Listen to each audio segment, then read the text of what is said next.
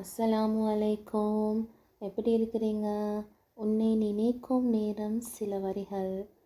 முழுமையான அன்பு என்றால் சொல்லப்படுவதும் 4 பேர் முன்னாடி காட்டப்படுவதும் மட்டும் இல்லைங்க.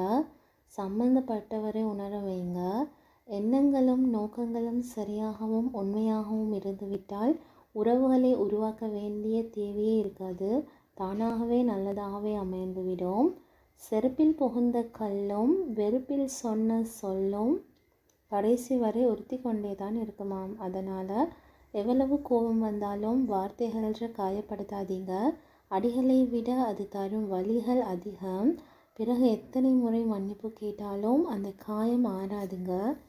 நீங்கள் என்ன சொல்கிறீங்க ஃப்ரெண்ட்ஸ்? SS7 Vlogsக்கு சப்ஸ்கிரைப் பண்ணி லைக் பண்ணுவீங்கன்னு நம்புகிறேன். உங்களுடைய கருத்தை கமெண்ட்ஸில் சொல்லுங்கள். உங்களோட ஃப்ரெண்ட்ஸ் அண்ட் ஃபேமிலி கூட ஷேர் பண்ணுங்கள். தேங்க்யூ.